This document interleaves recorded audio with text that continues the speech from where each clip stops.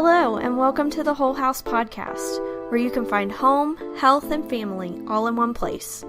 Our team is comprised of moms from different upbringings and backgrounds, and we each have different passions and giftings and strengths. We each represent a different room, and we all make up the whole house. So grab a cup of coffee and join our overly caffeinated ladies here for the Whole House Podcast. Hi, and welcome to the Whole House Podcast. Today is Kathleen, and I'm interviewing Molly McCartney, and I'm going to let her tell a little bit about herself. But before we get started, I have to ask the question, a fun question. What's the last book you read? Oh, my. And you can't cheat and say you read a Bible verse on Sunday at church. That's cheating. Okay, so I couldn't tell you the last actual book I've read all the way through because since grad school, I kind of got burnt out on reading. And right. I'm so busy now that I don't have the time to read. But my 16-year-old is writing a book, so I have read her first a few chapters so far. So maybe that is a great answer. Okay, I'm glad that worked. That is a great answer because I've read the first 3 chapters of what she sent me so far, and it's really good. And I read a lot of nonfiction, and I, like you, sometimes start a book and I read the sections that apply to my life right now, and then I put it back on the shelf and then pull it off again later. So I understand that because I don't often read a lot of fiction.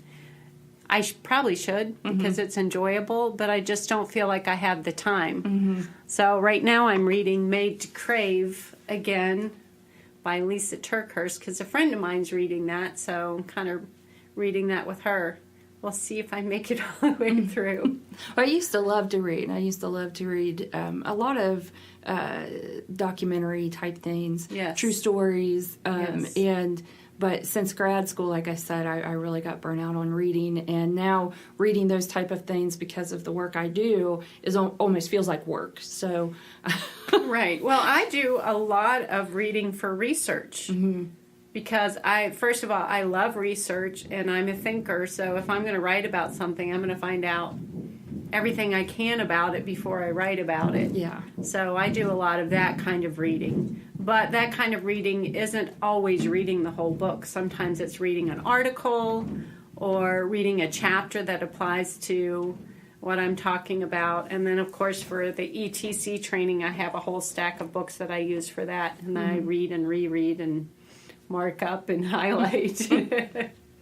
So, Molly, can you tell us just a little bit about what you do? Okay, so I am a clinical social worker, and I have a private practice in Taylor County here in West Virginia, and my office is in a barn, in the upstairs of a barn, so I use domestic and farm animals as a part of the therapy. They're just there in the environment, and I've found that it helps people feel a little bit more comfortable, kind of an icebreaker, if you will. My focus is largely on trauma and PTSD issues. And I am also have also taken training as an adoption therapist as well. So I work with a lot of foster and adoptive families. Wow. And when she says barn, let me just point out that it is a very cute barn. And when I went out there to visit her, it was the first time I met her, this little pony ran over to me. And I thought, well, this pony knows that I need some therapy. But it is a super cute barn, and I love the bathroom. The bathroom has all of these, what do you call it? It's a livestock water tank is there for the bathtub. That is amazing. And then there's a smaller one as the sink too. So I went with the whole barn theme. I love it. I just love it. So what made you decide to go into social work? I used to be a horse trainer, actually, in my 20s. That was all I ever wanted to do. And then I was in a riding accident that left me pretty seriously injured. And so I felt that I needed to find another career. I didn't have an education, so I decided I was actually a high school dropout.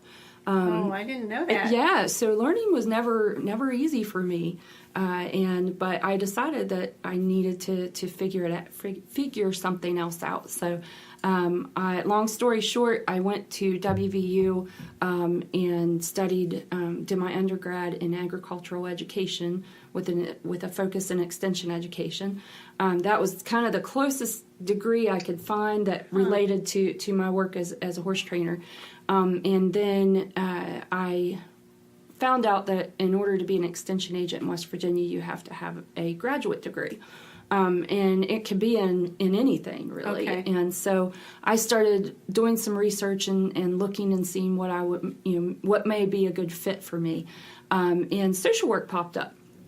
So I took an intro to social work class and just fell in love with it. And around that same time, I watched a movie about an organization called Child Help. And it was a true story about how this organization developed. And they have several facilities around the U.S. And one of their facilities, actually I think several of them now, but is on a farm, and it has residential facility for children that have gone through difficult times. And some of the animals in this movie had their own stories to tell, had been through difficulties as well. So when I saw that movie, I knew that was a good fit for me too. Oh my goodness. And so that movie really impacted you. It really did. And here to find out years later, I ended up adopting a child that had been at a child help facility. Wow. And so that was kind of cool too. But so I decided that social work was for me. So I went to and got my master's degree at WVU at the School of Social Work. And then I went into I did an internship with equine therapy, and then also at it was called intensive trauma therapy. And so together, that kind of brought my two careers together. Right. And I knew that eventually I wanted to start my own place, but I needed to get some experience. Right. Well, and Molly she's come to our support group, and we watched a lot of Dr. Karen Purvis's videos and learned a lot about trauma and how trauma affects the brain. And I know you focus a lot on helping kids who have been through trauma. Yes. What led you to do that? I think that was just something I've always enjoyed working with kids, always. And as a horse trainer, I kind of look back and think as a horse trainer, I was actually doing social work with horses. I just didn't know it because I was always foster horses. Yeah, I was always the one that was working with the horses that were difficult because they had been through abuse or neglect or injuries. And so as a social worker, I really gravitated towards those people that are going through difficult times. And so being a trauma therapist and working with children, you just automatically start working, with a lot of children that have gone through foster care and or adoption and abusive situations. So that for the first almost 5 years, I think, as out after graduation and out in my career, I started to work more and more and more with that population. It was something that I'd always wanted to do personally, was adopt, and so I kind of had a personal and professional perspective on that. So a lot of people listening may not understand what we mean by trauma. They may think that. Believe the myth that if you adopt a child through foster care or from an orphanage, that they come to you just like a clean slate, which is not true. So just let me dispel that myth right there. So explain to our listeners what you mean by trauma. This would be emotional trauma caused by a traumatic experience and or dysfunction, especially chronically so. And I kind of look at it as anything that has caused toxic stress in a child's life, especially chronically so. And so that's what I mean when I say trauma. So abuse, neglect, maybe prenatal exposure to drugs and alcohol. Yes.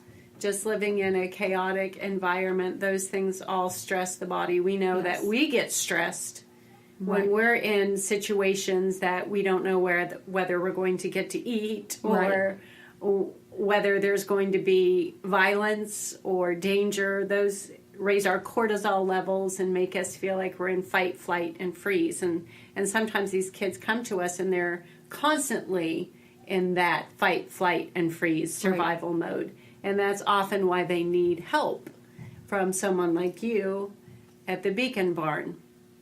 So what are some of the ways that you help these kids? One of the first things I do, and this is probably the thing that I enjoy the most, is psychoeducation about trauma.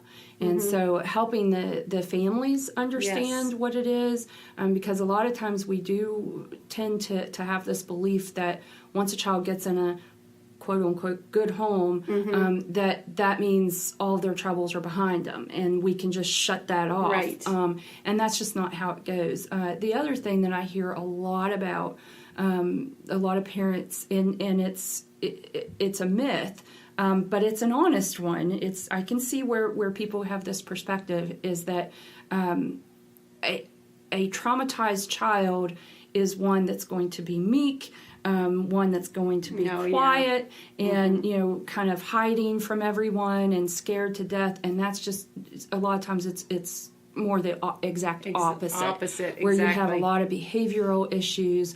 You may even have a child that is very boisterous and extroverted. And so it's very important for families to understand what trauma is and how it can present in a child. Right, because it affects... We went over there on the 6 risk factors. We did a podcast on that. So if you want to know more about how it affects your body, your brain, and your emotions and all of those things, I would recommend you listen to that one, because especially if you're a parent of an adoptive or foster child and you need more information, or you're struggling in this area, why is this child behaving the way that they're behaving? Because every behavior is a need. However inappropriately it's expressed, it's a need, and we have to get to the root of that and find out what the need is. Absolutely. And one of the things I found with my kids is, because they had been in an orphanage, they didn't know anything about the physical laws of nature. Right. So we had to work on that a lot. So do you see that a lot in these Absolutely. kids? Absolutely, because these are children who aren't being raised in the traditional sense, and so there's a lot of gaps there. Right. So you have to go back and fill those gaps. Absolutely. We had to do a lot of what would seem very elementary science experiments with water and heat and all those kind of things, just to get them gravity. Right. Just to get them to be aware of those things so that they didn't get hurt, because I had one child who was getting hurt all the time.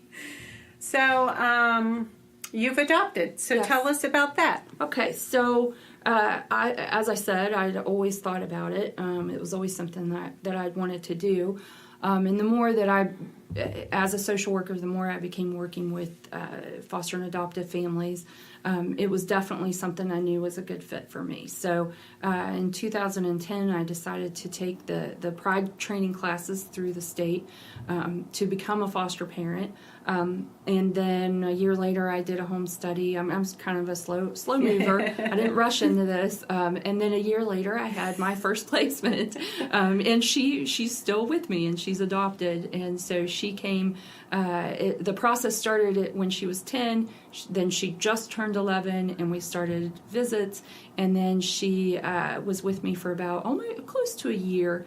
And then she was adopted on her 12th birthday. So she is now 16. And it's been quite a journey. One I would never take back. It's been incredible. Wow. She's an amazing young lady. She is. But it's been, it's not been easy. There's been a lot of struggles because she did have such a complicated story. And so, it's taken her a long time to start to move past that stuff. But it's, there's still times where it's difficult for her. So even you, being a professional, right, who works with these children, you didn't just jump and make all these leaps and bounds for her because of your background. You still had to go through everything that we all go through. Right. And, well, it was quite an interesting perspective for me because there were times where I had no clue what I was doing or what I should do. And so that's a really scary situation to be in when you see your child struggling and you don't know how to help them. Yes. And so as a professional, as someone who's been trained and educated and experienced with this population, I found myself at a loss several times. And so that was one of the keys to prompt me to get more education and experience. So a few years ago, I did some research and found a place in Ohio that does adoption training for therapists. And so it was about a 1.5 year long program, but it was so worth it. It really focused on attachment and trauma issues, even in infants. Which I think is also something that we don't always think of. We should, yeah. We talk about that attachment parenting on another podcast, and that is so important because we need to, even an infant that comes into our home through adoption, even if they're a newborn, right? There's prenatal things that happen to them while they're in the womb. The mother's stress level is higher, especially if she's trying to make that difficult decision. Do I keep this baby? Do I abort this baby? Do I give this baby up for adoption? And that stress, that cortisol, passes the placenta and goes on to the baby. Right. So even if the mother is not taking drugs and drinking a lot of alcohol, there's still stress. Right. And so that baby is born with that stress. And there have been experiments done, testing the cortisol levels of the mother, and then the baby 6 months after he's born, his stress level is the same as the mother's was during her pregnancy. So that's really important that we look at those things. Absolutely. And I feel the same way that Molly did. I didn't, when I adopted, which was way back in 2000, I didn't really know anybody who had adopted, and except one of my roommates from college, but she didn't live anywhere near me. And she came to me with questions. So I just started doing as much research as I possibly could, and I would just get books and I'd be reading them at night in bed, and that's why I'm saying I'm a nonfiction reader. And my husband would be trying to go to sleep, and I'd be like, Jerry, listen to this. This is what's happening. This is why they're doing this, And I'd highlight, and that's why when the opportunity to be trained to be a parent trainer came up, and Jerry and I went to New Jersey, and we were trained because I want to help others who are in the position that I was way back in 2000 with, where do I turn? I don't know what to do. Right. And I probably erred on the side of not sharing enough with people. I'm not talking about going out and sharing everything about my children, but I had gotten to the point where I wasn't sharing with anybody anything that was going on in the home. I was trying to handle it all myself because I felt that if I had chosen this path, and I had had a couple of people tell me that when I did reach out, hey, I'm struggling, they would say something like, well, you adopted the kids. And then I just would shut down and say, okay, I'm going to handle this myself. So I don't want other parents to go through that. Right. And I know you don't want other parents to go through that. We need our community. We need each other.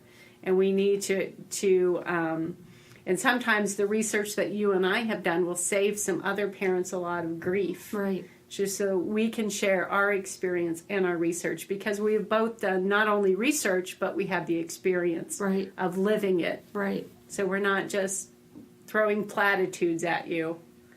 So another thing I want to add is we're talking about her daughter, Sierra, who is going to be on the Whole House podcast in April.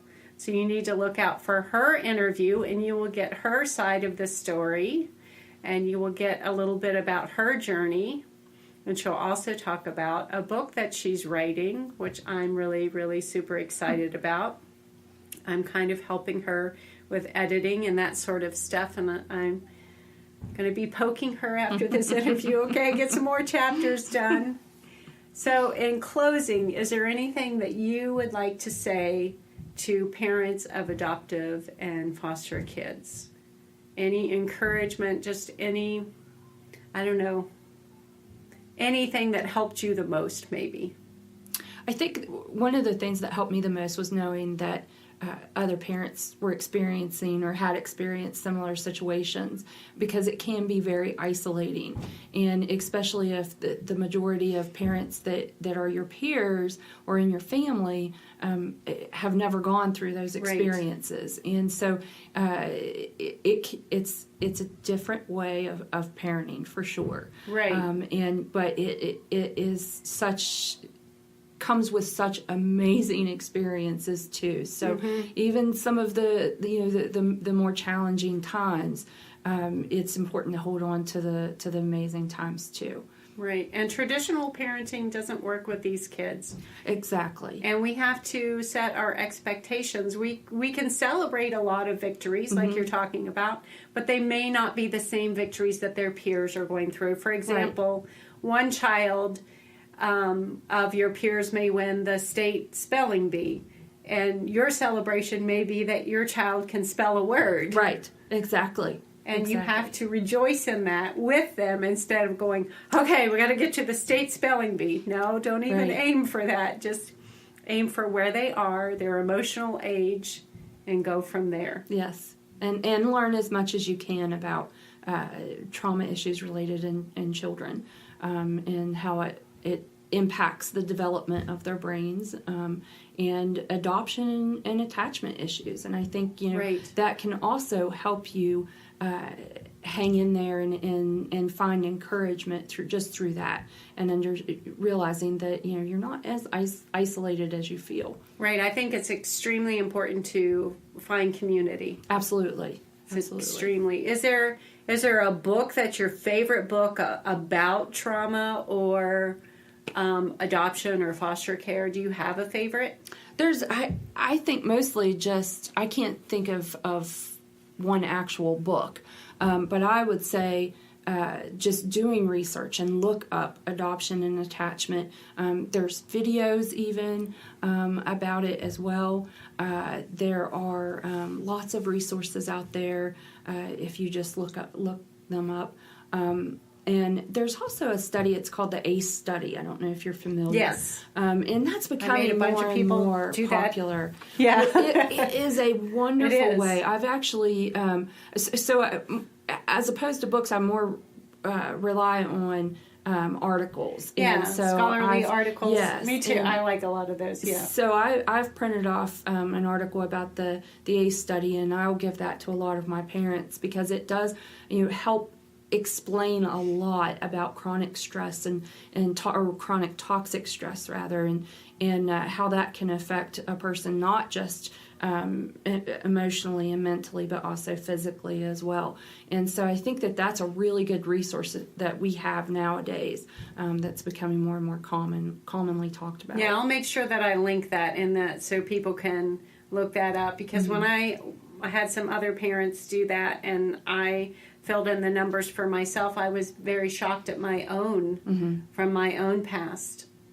And so, yeah, I think it's very important, because we can't take a child where we haven't gone before. Dr. Karen Purvis says that we have to go back through our own trauma. And I'm not saying that we have to be, 100% healed before we can take them anywhere, but we have to be aware of what our triggers are. Right. Because our kids often become our triggers, because their past and our past get together and battle it out. Right. So I just want to thank you for being here. Well, thank you for having me. You're welcome. And we will see you next week on The Whole House. We're so glad you could join us here for the Whole House podcast. Please subscribe, and if you give us a review, we might pick our favorite and send you a prize. Please remember to like the Whole House Facebook page and follow us on Instagram at _whole_house. And please sign up with your email on our website, thewholehouse.org, to be notified when new things are happening here at the Whole House. Thanks so much for listening.